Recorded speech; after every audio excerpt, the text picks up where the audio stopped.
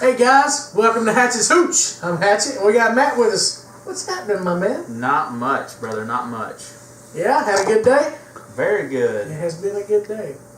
So, today on Hatchets Hooch, we have a new bottle of liquor here. And this is from our buddy down in Temple, Texas. Yep. James Pearson. The Pearson Experience. Yes, he is a fellow YouTube reviewer. He does a lot of beers and mixed drinks and occasional liquors like we do. Yeah. He's a very funny guy, and he's got a really nice bar. he does. The skeleton dude, what's his name? I can't remember his name. Love it. That's awesome. Yeah. And I don't know, like he's in good with the 360 vodka people, right? Yes. Or he stole the sign. Or he stole a sign. Well, he's got more than a sign though. Like if you look at the top of his bar, he had the napkins and straws and stuff dispensed, like the thing where you put everything. Oh yeah. He's got all this. He's got lots of 360 garb. Swag. Swag. Yeah. We wish we could get it. We can't get 360 in North Carolina. We only get we get the regular 360, and then the peach is the only we can get. So. Yeah. But they're both good. So, but Mr. Pearson has hooked us up with a bottle of Treaty Oak. That sounds pretty cool. Now, that's a local distillery in Texas. And where did I say it was from? Dripping Springs, Texas. Yeah. I don't know how far away that is from Temple, but he went out there, got some of their product, and he sent us this because he felt like this one had the greatest backstory on it. Yeah. So, Matt, and fill us in on the backstory of this Treaty Oak. So what I'll do is I'm gonna read the side of the label, and we'll kind of talk about how we think this all played out. But so it says Treaty Oak Distilling. It's called Red-Handed Bourbon Whiskey. As in caught red-handed. Yeah, a bourbon worth stealing. At Treaty Oak Distillery, we love whiskey so much, in fact, that we stole some of our favorite barrels from across the country. These whiskeys are blended together and re-barreled in new American oak casks with seasoned staves, then aged in the hot Texas sun.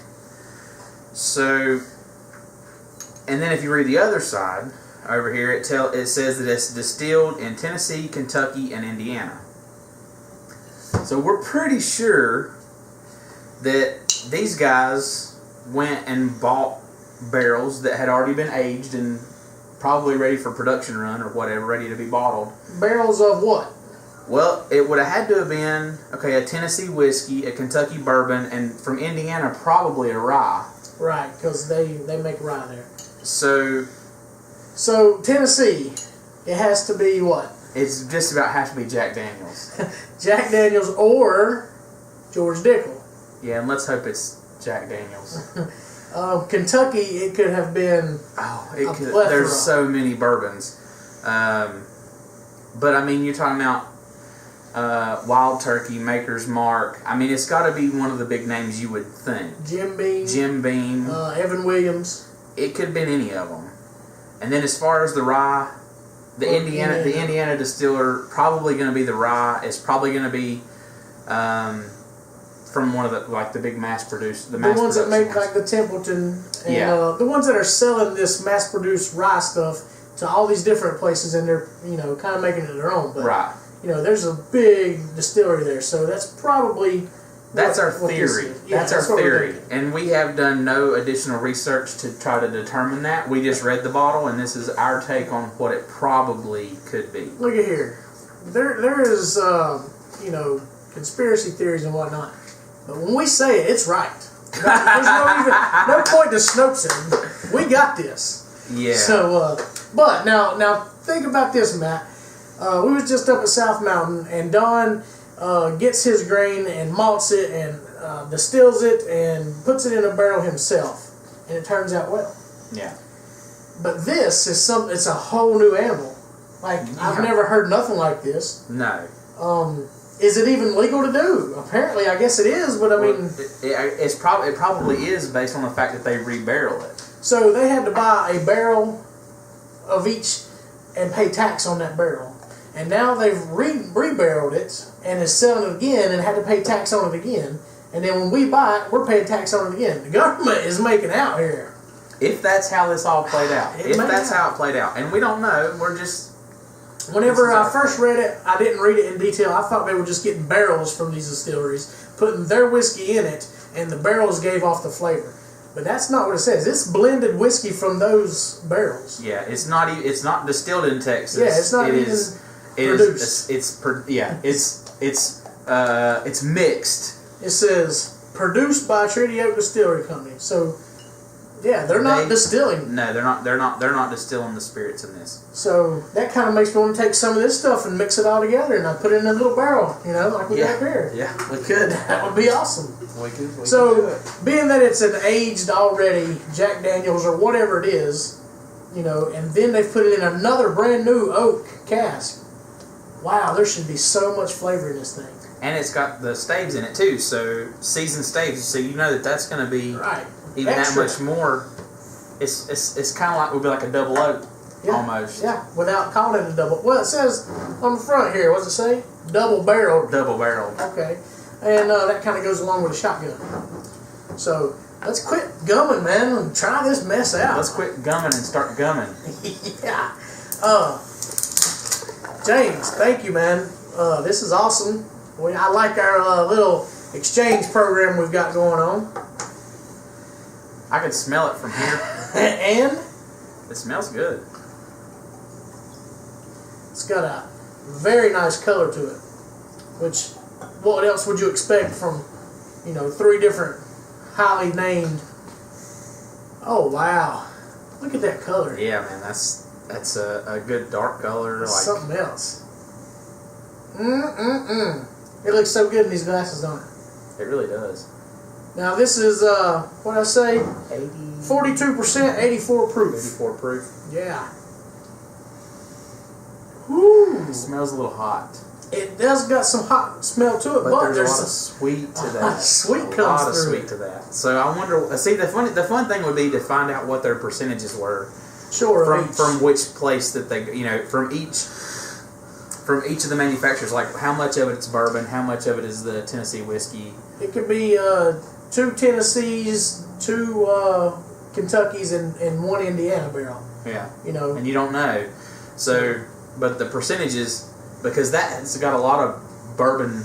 I mean, it's a bourbon, it says it's a bourbon whiskey, which it would have to be. So, well, I mean, I don't know. I mean, this is a strange critter we're playing with, but man, I think this is the one that the sweetness is at the same level, or even overpowers the alcohol. Yeah. Straight out of the bottle. When you first open it, you always have the more. So you like to air it out, but man, it's so sweet. Wow. And it's a sweet, like a honey, and not really a molasses. Yeah.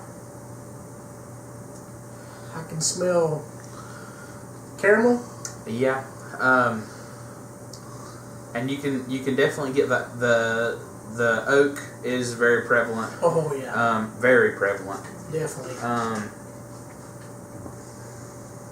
Oh, it's getting better smell now. I think some of the alcohol's coming off. I kind of smell like citrusy, kind of maybe not the citrus but the peel a little bit. Kind of like an orange peel. It's not a lemon, not a lime, but an orange.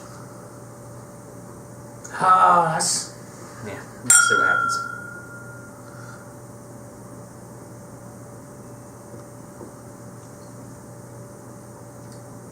Wow. Whoa. That's good. That heat is not there as much as you would expect. It's not the kind of heat that, like, it's not a burn heat. Right. There is heat there. It's hot, but it's not burn. It's like heat breath. It's not even heat burn. Big Red Gum. Yeah. How you have a heat from that hot cinnamon? That's kind of the way the heat is from this.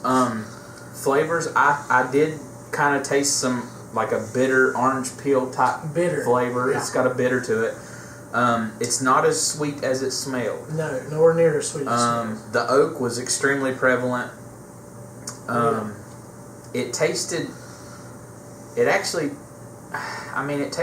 kind of slightly more Tennessee whiskey to me than bourbon. Just a little bit. See, It was punchy. to It's really punchy. talk about Tennessee whiskey. I haven't drunk Jack Daniels in I don't know how long, and then but I will agree that it's not.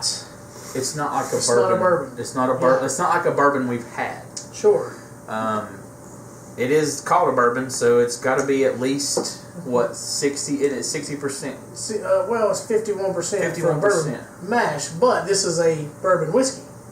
So who knows? You know, who knows what it could be. It's hard telling. But man, that's good.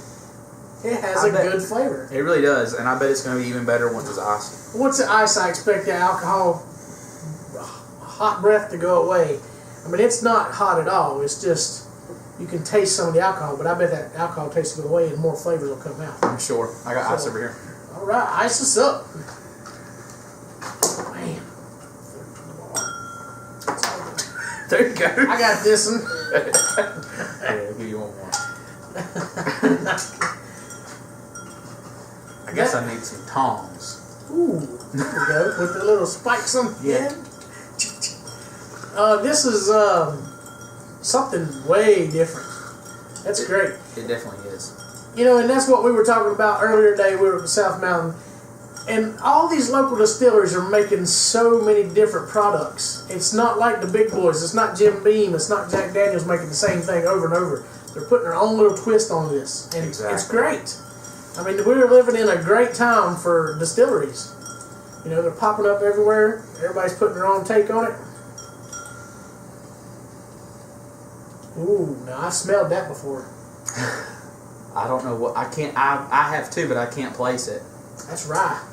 I think it is too. I can smell the rye kind of overpowering, but there is some sweetness though. Just a little. That's not what you get in a rye. There's no sweet smell there, but this has it. Ooh, I wonder if we're gonna get some good pepper off the back end of this. Because I didn't taste it at first. No.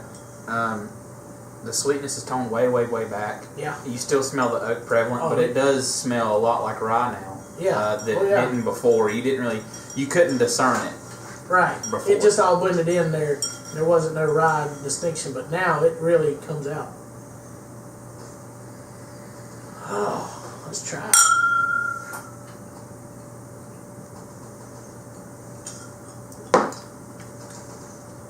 Oh. God, it's so much like a rye. It really is.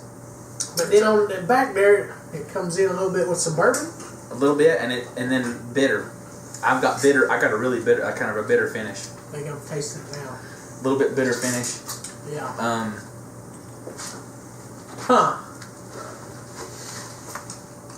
And it's smooth too. Oh my God, it's smooth. And that's something I kind of sometimes I'll miss out on saying how smooth it is because we are always tasting some good smooth liquor.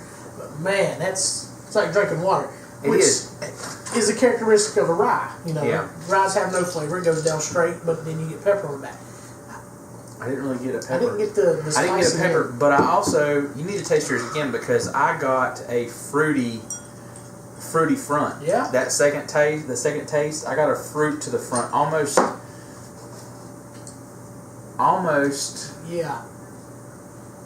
I don't know. It's something. It's something different. I don't know what that. I don't know. This is a different critter. It's got some orange peel, bitter orange peel, really, really bitter. But as far as the fruit, I'm not picking out a particular. I can't discern it, but it's like a sweet, almost like a wine type. Which would be grapes or muscadines. Yeah. I don't know. To me, it tastes more of a bitter orange peel than it does a sweet fruit. The bitter orange is definitely on the backside. Well, that was you on tasted the it at the front too. Yeah. Drink it. But it's excellent. I feel like people who like ryes would really like this. I think so too. People who like bourbons and Tennessee whiskey would like this hot. Not with the ice. Yeah. Because it takes on more of a characteristic of the bourbon and whiskey. But with the ice down, it's almost feels like a straight rye, don't it? It really does. Yeah. It's man. See, right there, I got It's like a sweet wine and a slight vanilla punch right on the front. Vanilla. Just barely. And then it dissipated to an orange peel bitter. Yeah. I said good to try. I mean, it might just be me. My brain can be doing some weird crap today. But that's what I taste. Vanilla punch to it, right?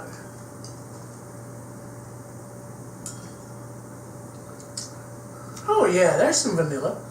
It's definitely some vanilla, but to me it's real quick. It comes in the It's scone. fast. Yeah, it's fast. It's just a And punch then of that bitter orange and the peel bitter is right behind it. takes it all over. Yeah. Yeah, I can taste that vanilla. But it's right on the very front. Like, first thing, bam, taste it, gone. Yeah. Yeah.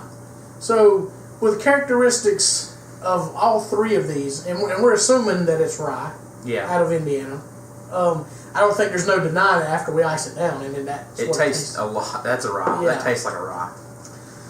So, that's a very odd and good whiskey here. And so how many years combined do you think would be going into this to make this? I mean, you've got 4 years probably for Jack Daniels or Dickel. Let's see. And then the bourbons are going to be at least 2 years. I don't think there's an age statement on it. But, and then, your rye, it could be like a 2 to a 4 year. So there's a lot went into this to get this flavor profile. Yeah, it's going to be hard telling. Makers is usually 4 to 6. But you're talking about this. You're talking about probably 4 years to probably at least 4 years to each barrel, and then who knows how long they barreled it for. Right, it doesn't say. And if they barreled it for a year, you got at least bare minimum of probably 5 years in it. Yeah, and you're talking about how dark that is too, so right. It's going to have to be in the cask for a while. Oh yeah, well I mean it's already been aged a long time, and then they age it again. And man, you can really taste that smoke flavor through the oak comes through, and the smoke. That's what I think I like about it the best. Yeah. So, I don't know. What do you think, Matt? I like it. It's definitely different. It's different. It's something like we've not had that before. Is this something you would want to drink on all night? You could. You definitely could. You definitely could really easily. Oh yeah. We don't really know what the price point is on this. No, he didn't tell us. But he could, if he watches this, hopefully he'll leave it in the comments. Kind of a price point with this particular bottle. I would imagine $30. Probably somewhere thereabouts. That's usually where it runs. I mean, that's kind of across the board, $35. Right. If that is in fact the price point, I would say that's a good price for the money. Sure, and that's something. Just the story behind it and how it's made. You want to try that just to try, know. Just say you did it, yeah. Yeah. And it kind of covers all the bases. And let's say you're a bourbon or whiskey guy, and that's what you drink all the time, and you've never given rye a chance. You can buy your bourbon and whiskey and ice it down, and you'll have some rye. Rye to try. Yep. Yeah. So that's what it tastes like. It's kind of a win-win all around. I like it. I dig it. Yeah. That's definitely, and it's so smooth. Oh yeah. It's so easy to drink. It is. You hear that from us a lot too, but this we drink a lot of good stuff. We really do. This is good. This is really good. For the price point, it's definitely worth it. Would you mix this with anything, Matt? You could, but you don't need to. You don't need to, but I think it would be great with some Coke. Oh, I'm sure. Sun Drop. Any kind of a regular mixture, but even like a specialty drink. What you would mix a bourbon or a whiskey into. Yeah. I think it'd work well too. Whiskey sour, it would be good with. I mean, that would be good with some sweet and sour mix. Right. I think it's a really good, sort of well-rounded. Well-rounded. That's the way to put it. Whiskey. You could do a lot with this, and let's say you're drinking it straight, and somebody don't like it straight, they can mix it. It can be made into a drink. This is a very good, well-rounded whiskey, bourbon, rye. So, do you recommend anybody in Texas getting out and try this? Definitely. If it's something that you can find, definitely try it. I like it. I wish we had it. Yeah, definitely. I hate that somebody in North Carolina didn't think about this. Ain't that the truth? Buying some, but we had some that was that Riviera's from Oregon. Yeah. And it was really good too. So, you don't have to be from around the South area to make some good liquor. Apparently. That's true. So, also it says aged in the hot Texas sun. You ever been to Texas? It's hot. It is hot. But it's dry. It's a dry heat. It's a dry heat. How do you think that affects the aging process? I don't know. I mean, I'm sure that it probably draws more out of the cask back with the heat. Well, in Kentucky, they talk about the summers and the winters, and it draws in and out of the wood. And that's what gets the flavor so good. But the winters in Texas get pretty chilly too, right? I mean, not like down freezing, but no. I mean, they don't have ice. Cooler. It's cool. But it's probably enough to soak in and out. Yeah. So. Oh, I would definitely say so because I've been down in Texas, freaking Lubbock at 110. So I mean, I know it's that's freaking enough hot to soak in and out 3 times. Yeah. Soak me 3 or 4 times and just walk outside. All right. Well, another great bottle here on Hatchets Hooch. That's it. Get out there and find you a bottle list down there in Texans. And thank Mr. Pearson at the Pearson Experience for sending us this. Yes. And he also got some of our North Carolina bourbon. Check out his channel and see what he thought about what we got going on up here. That's right. But I get out there and support your local distilleries. We've been saying that for a long time. See what they're doing, guys. I mean, it's great. Some of it's not so great, some of it's regular, but then you're going to find the gems. That's right. So, and if you don't try it, you won't ever find it. That's right. And this was no different. It's great. Mixture like that is kind of odd, but that's hey, cool. It's great. It's a good way to go. Treaty Oak, good job, guys. And anything to add? Like and subscribe. Like and subscribe. Thanks for joining us on this episode of Hatchets Hooch. We'll see you next time.